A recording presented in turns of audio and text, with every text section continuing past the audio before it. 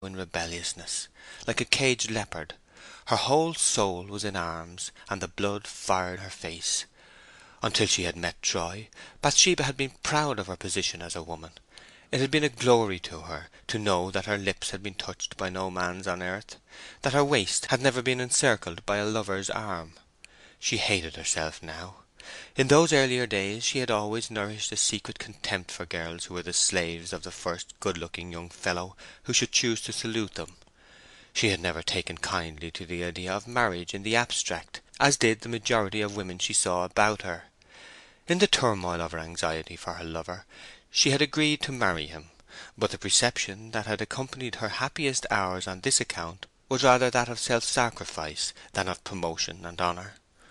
Although she scarcely knew the divinity's name, Diana was the goddess whom Bathsheba instinctively adored. That she had never, by look, word, or sign, encouraged a man to approach her, that she had felt herself sufficient to herself, and had, in the independence of her girlish heart, fancied there was a certain degradation in renouncing the simplicity of a maiden existence to become the humbler half of an indifferent matrimonial whole, were facts now bitterly remembered. Oh, if she had never stooped to folly of this kind, respectable as it was, and could only stand again as she had stood on the hill at Norcombe, and dare Troy or any other man to pollute a hair of her head by his interference. The next morning she arose earlier than usual, and had the horse saddled for her ride round the farm in the customary way. When she came in at 8:30, their usual hour for breakfasting, she was informed that her husband had risen, taken his breakfast, and driven off to Casterbridge with the gig and poppet. After breakfast she was cool and collected, quite herself in fact, and she rambled to the gate, intending to walk to another quarter of the farm, which she still personally superintended as well as her duties in the house would permit, continually, however, finding herself preceded in forethought by Gabriel Oak, for whom she had begun to entertain the genuine friendship of a sister. Of course, she sometimes thought of him in the light of an old lover, and had momentary imaginings of what life with him as a husband would have been like; also of life with Boldwood under the same conditions. But Bathsheba, though she could feel, was not much given to futile dreaming, and her musings under this head were short and entirely confined to the times when Troy's neglect was more than ordinarily evident. She saw coming up the road a man like Mr. Boldwood. It was Mr. Boldwood. Bathsheba blushed painfully and watched. The farmer stopped when still a long way off, and held up his hand to Gabriel Oak, who was in a footpath across the field. The two men then approached each other and seemed to engage in earnest conversation. Thus they continued for a long time. Joseph Poorgrass now passed near them, wheeling a barrow of apples up the hill to Bathsheba's residence. Boldwood and Gabriel called to him, spoke to him for a few minutes, and then all three parted, Joseph immediately coming up the hill with his barrow. Bathsheba, who had seen this pantomime with some surprise, experienced great relief when Boldwood turned back again. "Well, what's the message, Joseph?" she said. He set down his barrow, and putting upon himself the refined aspect that a conversation with a lady required, spoke to Bathsheba over the gate. "You'll never see Fanny Robin no more. Use nor principle, ma'am." "Why?" "Because she's dead in the Union." "Fanny dead? Never!" "Yes, ma'am." "What did she die from?" "I don't know for certain, but I should be inclined to think it was from general neshness of constitution. She was such a limber maid, and 'a could stand no hardship, even when I knowed her, and 'a went like a candle snuff, so 'tis said. She was took bad in the morning, and, being quite feeble and worn out, she died in the evening. She belongs by law to our parish, and Mr. Boldwood is going to send a waggon at 3 this afternoon to fetch her home here and bury her." "Indeed, I shall not let Mr. Boldwood do any such thing. I shall do it. Fanny was my uncle's servant, and although I only knew her for a couple of days, she belongs to me. How very, very sad this is! The idea of Fanny being in a workhouse!" Bathsheba had begun to know what suffering was, and she spoke with real feeling. "Send across to Mr. Boldwood's to say that Mrs. Troy will take upon herself the duty of fetching an old servant of the family. We ought not to put her in a waggon. We'll get a hearse." "There will hardly be any time, ma'am, will there?"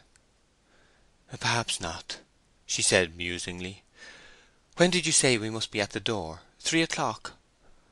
"3 o'clock this afternoon, ma'am, so to speak. "Very well.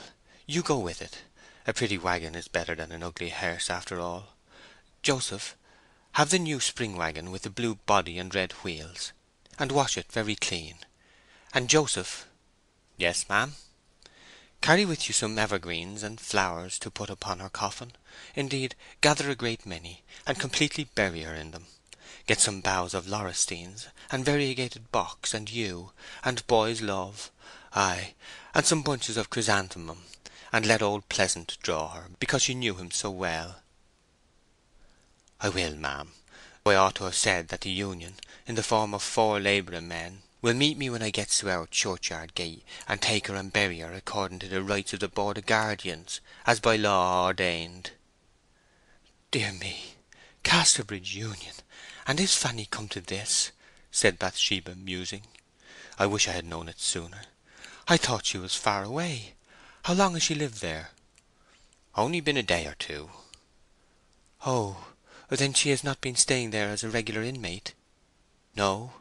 She first went to live in a garrison town t'other side of Wessex, and since then she's picked up a living at seamstering in Melchester for several months, at the house of a very respectable widow woman who takes in work of that sort. She only got handy the Union House on Sunday morning, I believe, and 'tis supposed here and there that she has traipsed every step of the way from Melchester. Why she left her place I can't say, for I don't know, and as to a lie, why I wouldn't tell it. That's the short of the story, ma'am." "Ah!" No gem ever flashed from a rosy ray to a white one more rapidly than changed the young wife's countenance whilst this word came from her in a long drawn breath. "Did she walk along our turnpike road?" she said, in a suddenly restless and eager voice. "I believe she did. Ma'am, shall I call Liddy? You bain't well, ma'am, surely? You look like a lily, so pale and fainty." "No, don't call her. It is nothing. When did she pass Weatherbury?" "Last Saturday night." "That will do, Joseph. Now you may go." "Certainly, ma'am." "Joseph, come hither a moment. What was the colour of Fanny Robin's hair?" "Really, mistress, now that 'tis put to me so judge and jury like, I can't call to mind, if you'll believe me." "Never mind. Go on and do what I told you." "Stop. Well, no, go on." She turned herself away from him, that he might no longer notice the mood which had set its signs so visibly upon her, and went indoors with a distressing sense of faintness and a beating brow. About an hour after she heard the noise of the waggon and went out, still with a painful consciousness of her bewildered and troubled look. Joseph, dressed in his best suit of clothes, was putting in the horse to start. The shrubs and flowers were all piled in the waggon, as she had directed. Bathsheba hardly saw them now. "Whose sweetheart did you say, Joseph?" "I don't know, ma'am." "Are you quite sure?" "Yes, ma'am, quite sure." "Sure of what?"